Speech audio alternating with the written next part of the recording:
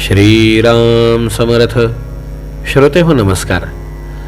अधिक महिन्यामध्ये केल्या जाणारी व्रत कायिक, वाचिक, मानसिक, सांसर्गिक सगळ्या दोषांची निवृत्ती करून आम्हाला सुख प्रदान करणार आहेत. म्हणून काही व्रत कायेनी, काही वाचेनी, काही मनानी, काही संपत्तीने अशा पद्धतीत करायचे आहेत. यामध्ये उत्तमोत्तम कायिक आणि वाचिक व्रत म्हणजे मौन धारण करणे, न बोलणे.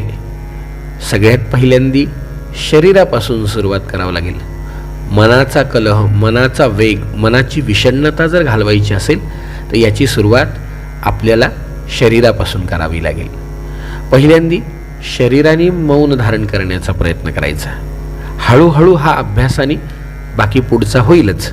पण सगळ्यात पहिल्यांदी आपण न बोलणे हे व्रत करायचं. का बरं? कारण आत्मनो मुखदोषेण बध्यन्ते शुकसारिका बकास्तत्र न बध्यन्ते मौनम सर्वार्थ साधनम. मौन हे सर्वार्थ साधन. काय? कारण सारखं बोलून बोलून पोपट खूप बोलतो म्हणून कायम बंधनात आहे, त्याला पिंजऱ्यातच ठेवलं जातं. बगळ्याला, बदकाला नाही, कोणी बांधून नाही ठेवत, कारण तो बोलतच नाही ना. न बोलल्याने बंधन सुटणार आहेत, बोलण्याने आणखीन बंधन वाढणार आहेत. कलहाच्या रूपाने असतील, कोणत्या का होईना रूपाने आम्ही बोललो की बोलल्यावरती माणूस शब्द दिला की माणूस अडकतो. मौनात कलह हानीही, मौनाने कलहाची हानी होती. स्यान मौनाद आयु वर्धते, मौनानी आयु प्रवर्धते. मौनच्च प्रायते सौख्यम तस्मान मौनम समाचरेत. अगदी मौन धारण केलं पाहिजे, कमीत कमी बोललं पाहिजे. समर्थांनी सुद्धा आवर्जून मनाच्या श्लोकामध्ये सांगितलंय, मनारे जनी मौन मुद्रा धरावी, कथा आदरे राघवाची करावी. मनारे जनी मौन्य, अगदी शांत बसायचं नाही. नसेल बोलायची गरज तर बोलायची नाही. फारच बोलायची वेळ आली असेल तर संत एकनाथ महाराजांनी आपल्या हरिपाठामध्ये फार छान सांगितलंय. ते म्हणतात, हरी बोला, हरी बोला, नाही तरी अबोला. फार बोलावं वाटलं तर अखंड भगवंताचं चिंतन, जास्तीत जास्त आपल्या मुखाने भगवंताचं चिंतन करण्याचा प्रयत्न करा.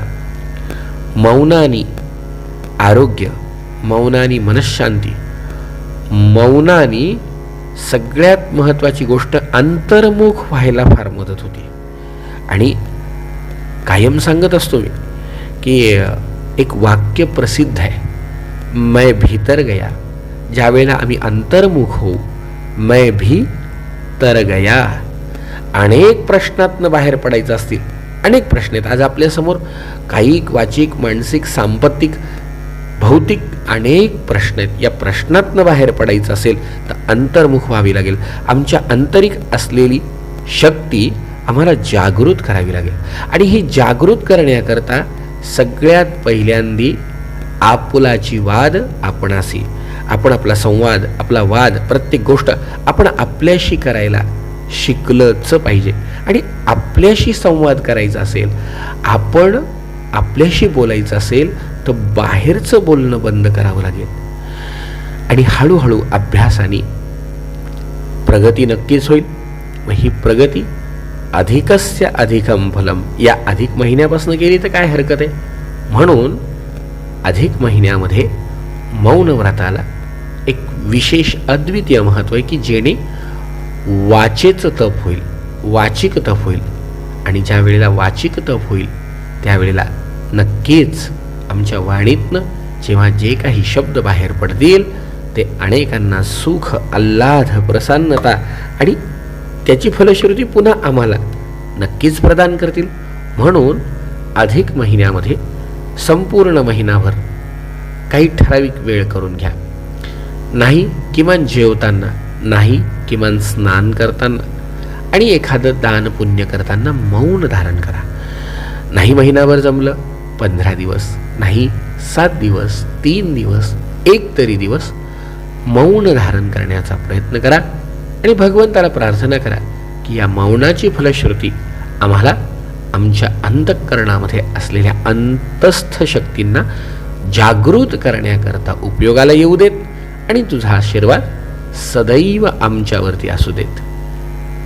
हीच मालिका, याच अविरत दासनवमी महोत्सव या यूट्यूब चॅनलवरती आपण श्रवण करीत आलोय आणि करत राहणारच आहेत. जय जय रघुवीर समर्थ.